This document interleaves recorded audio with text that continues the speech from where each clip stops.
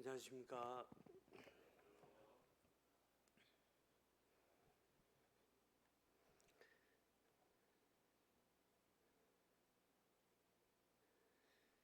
요즘에 날짜 가는 거를 잘 모르겠네요. 제가 월요일 날 신검을 받았거든요. 그 종합검진을 받았는데 내시경을 했거든요. 장내시경. 근데 다 끝나고 집에 오니까 꿈을 꾼 게 생각이 나는데, 제가 눈을 뜨니까 간호사하고 몇 사람 뒤로 확 물러나면 한 네 사람이 있더라고요. 확 물러나면서 의사가 저한테 "이렇게 하면은 검사 못합니다." 알고 보니까 꿈이 아니라 실제로 그랬더라고요. 취해가지고 배가 너무, 장검사 너무 아파가지고 뻘떡 일어났어요. 그래가지고 주변에 사람이 많은 거 보니까 그 전에 많은 짓을 한 것 같아요. 네. 그래서 제가 다 기억하지 못하는 일들이 지나온 세월 속에 하나님을 다 기억하시는 그 어떤 것들이 있는지 기억을 까먹고 하니까 지금 현재를 살 수 있는 것 같습니다. 하나님 은혜에 다시금 감사가 됐고, 네, 다들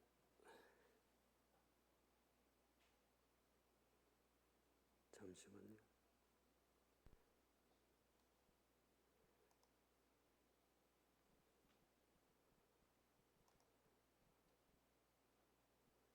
나왔나요?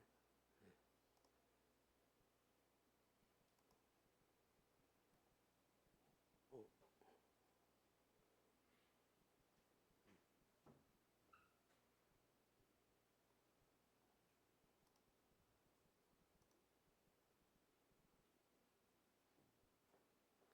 보고도 뭘 한 건지 모르겠네.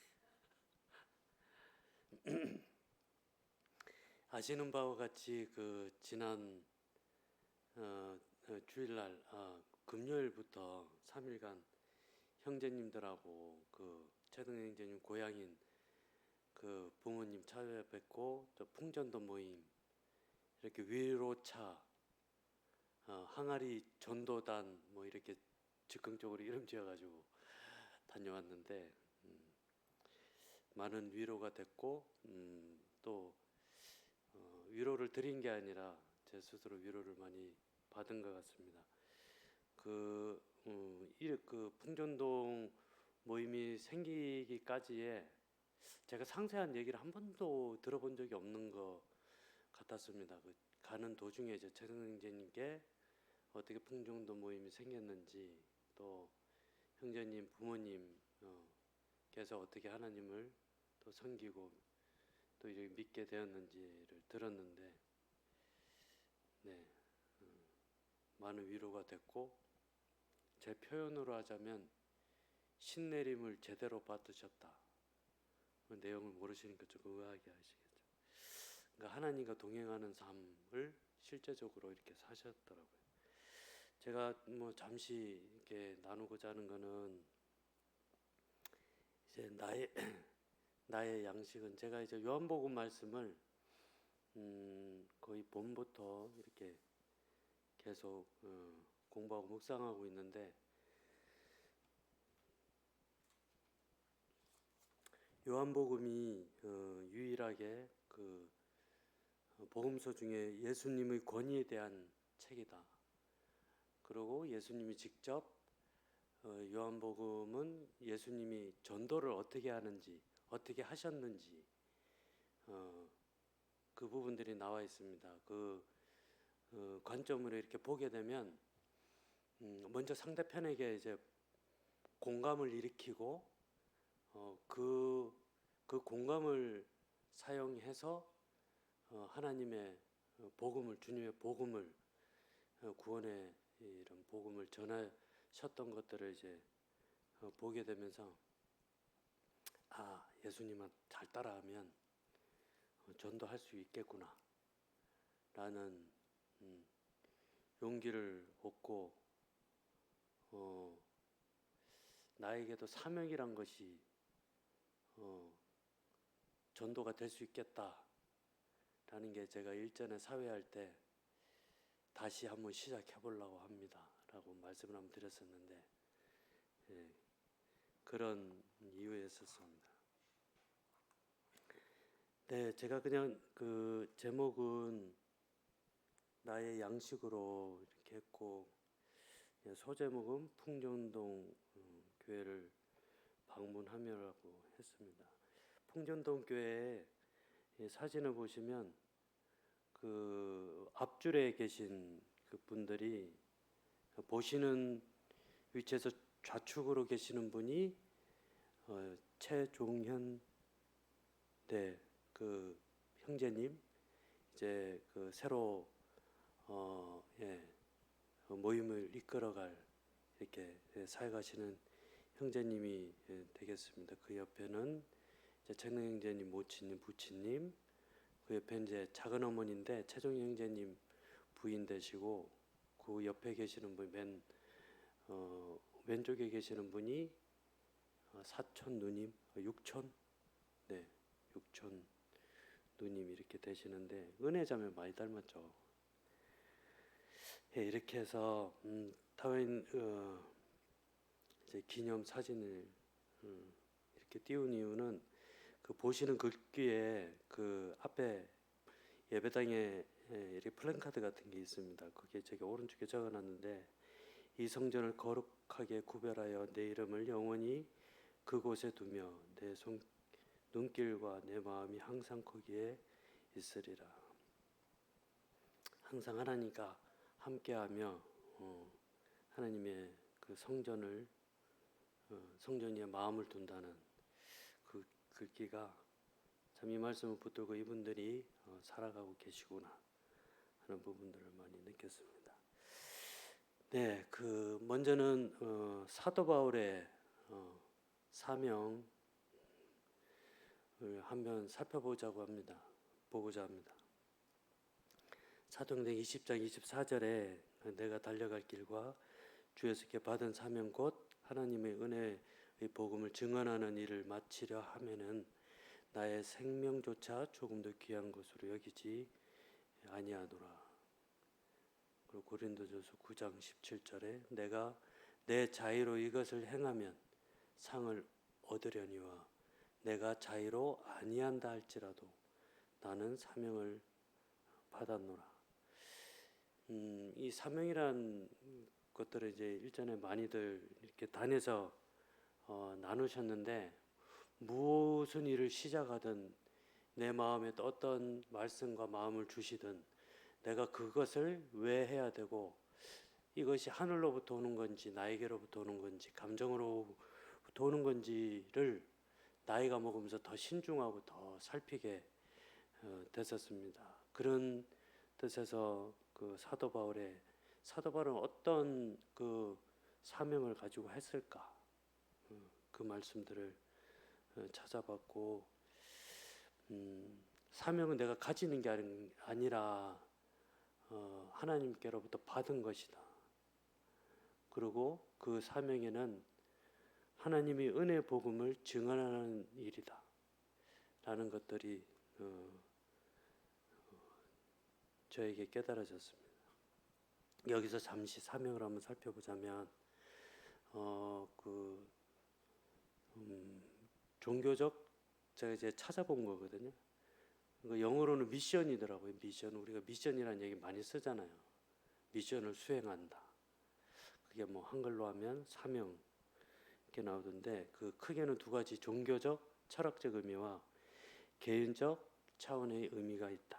그럼 먼저는 종교적 차원의 의미는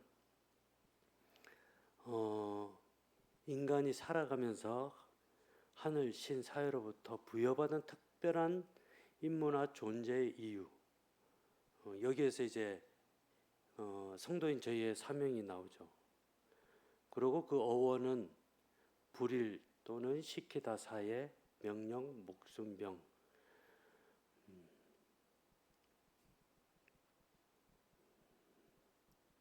명령을 끝까지 다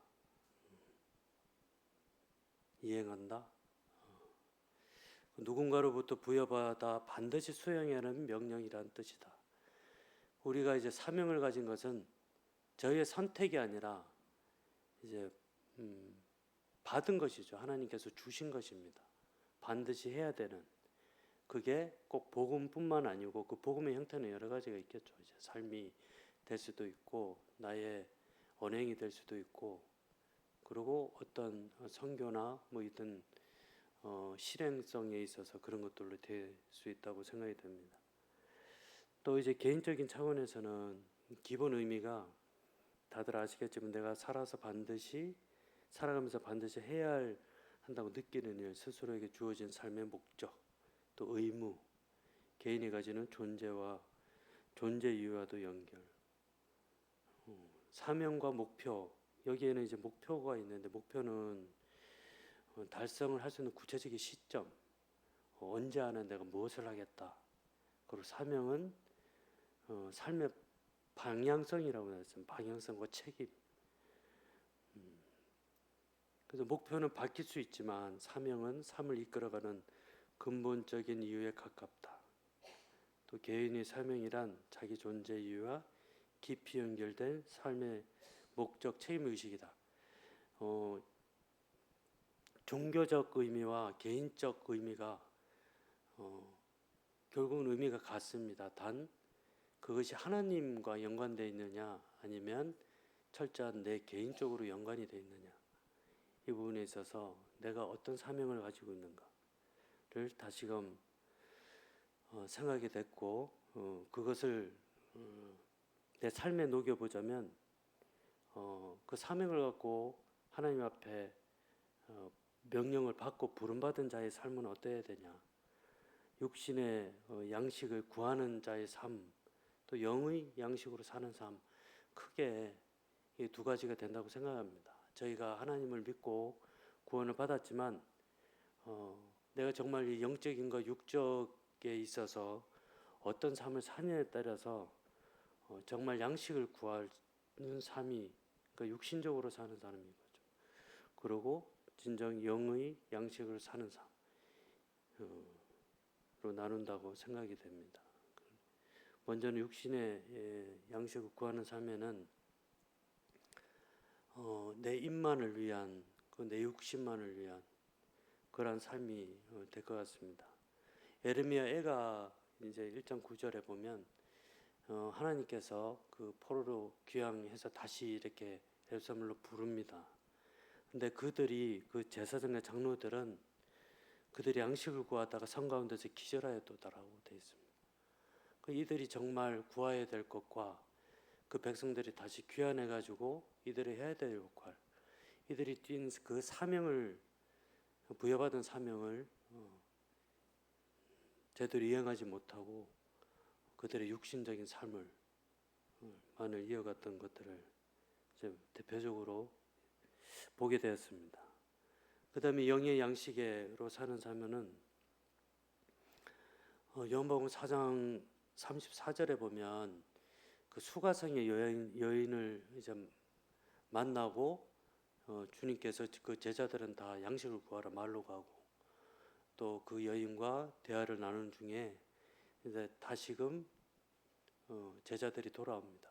그리고 그 먹을 것에 대해서 제자들을 권유하게 될 때 예수님께서는 나의 진정한 양식은 이 떡이 입으로 먹는 이 떡과 음식이 아니라 나를 보내신 이 뜻을 행하며 그의 일을 온전히 이루는 것이라고 이렇게 말씀하고 계십니다. 즉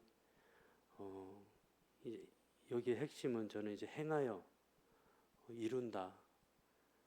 나의 진정한 양식이 하나님의 뜻을 이루며 행하게 될 때 그 성령의 동행함과 하나님의 인도하심, 그 안에서 내가 이제 끊임없이 살아가는 원동력이 된다 라는 말씀으로 이해가 됐습니다. 그럼 여기서 하나님의 뜻을 어떻게 행해야 되냐, 즉 분별을 어떻게 해야 되느냐. 요한복음 7장 17절 18절 지금 화면과 마찬가지로 하나님의 뜻을 행하려면 이 교훈이 하늘로부터 왔는지 내가 스스로 말함인지 알리라. 그게 저희가 가장 제가 서론에 말씀드린 바와 같이 이것이 과연 나에게서 왔는지 하나님께서 왔는지 나의 감정에서 왔는지 명확한 제3자의 눈으로 나를 판단할 수 있어야지만 나의 모습을 보고 하나님께 돌아갈 수 있고 또 하나님의 뜻을 명확하게 이행할 수 있는 자세가 된다고 생각이 됩니다. 그 이하의 말씀은 스스로 말하는 자는 자기 영광만 구하되 보내신 이의 영광을 구하는 자는 참되니 그 속에 불의가 없느니라. 우리가 뭐든지 완벽하게 할 수는 없습니다. 제가 이제 풍전도 모임에 그 모친님과 부친님의 간증을 들었습니다. 그리고 최종현 형제님의 간증도 들었습니다. 그분들이 결정한 거는 딱 하나였어요.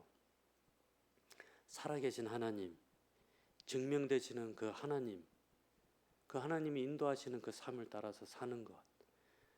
그것을 저는 더 대단했던 게 이때 삶 속에서 하나님의 그 명령이 삶에 실질적으로 이렇게 보시고 나타났다고 이렇게 간증들을 해주셨는데, 예를 들어서 어떤 하나님이 원치 않은 행동이나 어떤 판단을 했을 때 누가 아픈다든지 집에 우환이 된다든지 이런 일을 했을 때 바로 회개를 하고 돌이키면 가족들 중에 또 금방 병환이 낫고 이런 경험들을 오랜 기간 동안 해오셨더라고요.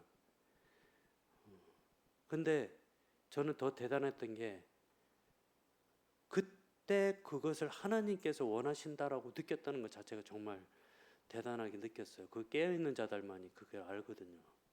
근데 우리 여러분의 성도님들 여러분들의 삶 속이나 저의 삶 속에서 잘못될 때 잘 될 때 다 있습니다. 근데 이게 하나님으로부터 왔는지 나에게서 왔는지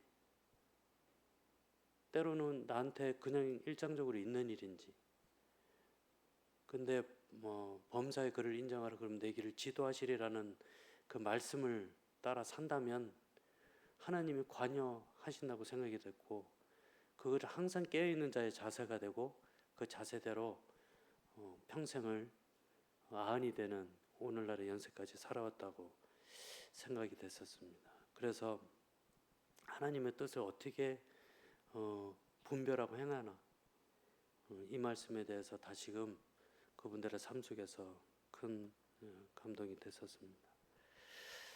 하나님의 뜻을 분별하는 새 생활, 그 분별하게 되면 어떤 삶을 살아야 될까?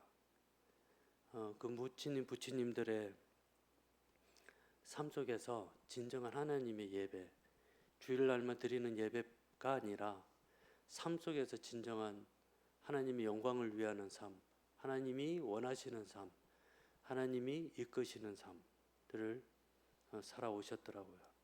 이것이 진정 하나님이 원하시는 참 예배이며 우리 주님께서 우리에게 전하시고자 하는 참 하나님을 향한 예배가 아닌가, 이런 부분들을 다시금 또 느끼게 됐고 이러한 말씀들이 생각이 났었습니다. 제가 요 근래 계속 이렇게 되뇌이는 말씀 중에 하나가 하나님의 영이시니 예배하는 자가 영과 진리로 예배할지니라. 우리가 진정한 그 영은 성령과 함께하는 삶인 거라고 생각이 됩니다. 우리의 영은 하나님의 것이고 육신적이 아닌 하나님의 삶을 살게 될 때 성령의 인치심과 그 동행하심을 온전히 누리고 함께 하나님 앞에 영광을 드린다고 생각이 됐었습니다. 그래서 하나님 뜻을 분별하는 새 삶은 참 예배의 삶이다. 그리고 영으로 사는 자의 삶은 그 수가성의 여인이 우리 예수님 보고 그 예수님께서 물을 먼저 구하셨고 그 물에 대해서 먼저 말을 거시면서 그의 남편들, 남자의 관계들, 이런 것들을 얘기하고 또 수가성의 여인이 당신들은 우리 조상 때부터 이곳에서 예배를 했는데 당신들은 새로운 곳에서 예배를 한다. 그 말을 이어서 우리 주님께서는 참 예배에 대해서 말씀을 하십니다. 지금 참되게 예배하는 자들 곧 영과 진리로 예배할 때가 오나니 곧 이때라 아버지께서는 자기에게 이렇게 예배하는 자를 찾으시느니라. 이 시대는 여전히 짐승의 피로 자기의 속죄를 하는 그 예배였지만 진정 우리 주님께서 저희의 속죄를 이루시고 진정한 영적인 예배를 하나님께서 원하시는 참 예배, 그것이 영으로 사는 사람의, 우리는 이미 이것을 경험하고 이 자리에 있습니다. 이것이 얼마나 귀하고 그가 또 수가산의 여인이 듣고 그러한 주님을 배웠다는 그 기쁨에서 동네로 뛰어갔던 것 같이 우리는 이미 그 기쁨을 넘어서 주님과 함께 하나님 삶 안에서 살아가고 있습니다. 하지만 때로는 그 기쁨이 얼마나 기쁜지를 모르고 얼마나 귀한지도 모르고 또 때로는 잠자는 자와 같이 살 때도 있지만 그 모친님 부친님 또 풍령동 교회 성도님들의 삶을 이제 듣고 같이 듣게 될 때 다시금 참 예배 삶이 어떤 것인가, 그리고 그 교회가 비록 오랜 세월 동안 작은 인원이지만 저는 이제 저희가 기회가 된다면 청년들 또 학생들 또 성도님 여러분들 그분들이 살아계실 때 산 증인의 간증들과 또 교제를 했으면 좋겠다는 생각이 들었었습니다. 네, 마지막으로 그 모든 것들에 내 삶의 자세가 어떻게 해야 될까? 진짜 영적인 삶을 살고 살아있는 그리스도인의 삶을 살려면 어떻게 해야 될까? 무릇 내 마음을 지키라. 하나님께서는 그 잠언 말씀에 모든 지키는 만한 것 중에 더욱 내 마음을 지키라. 생명이 그는 이에서 남이라. 저는 이 말씀을 이제 제 삶에 적용을 해보자면 항상 주 앞에 거하려면 매일 기도와 말씀으로 참 의탁을 하고 말씀을 생활에 적용하는 삶, 또 저의 길을 인도하소서라는 그 소명의 마음과 항상 주님께 향한 그 삶을 잠시라도 잃지 않는, 그리고 일전에 또 미국에서 그 오셨던 형제님이 하신 말씀, 그때도 이제 사명의 말씀을 해주셨는데 길가로 나와 있는 자가 되라. 그 말씀을 항상 해주셨습니다. 끝으로 제가 그 직장 가운데 많이 바쁩니다. 여러분들 많이 기도해 주시고 성도님들 또 하나님의 은혜로 회사 일이 잘 이제 해나가고 있고 되고 있어서 수주가 이제 상당히 많이 돼서 신사업인데 그래서 일이 너무 많습니다. 그래서 제가 구하는 건 딱 한 가지예요. 제가 회사 일로 인해서 교회 일에 소홀되지 않고 제가 체력과 능력이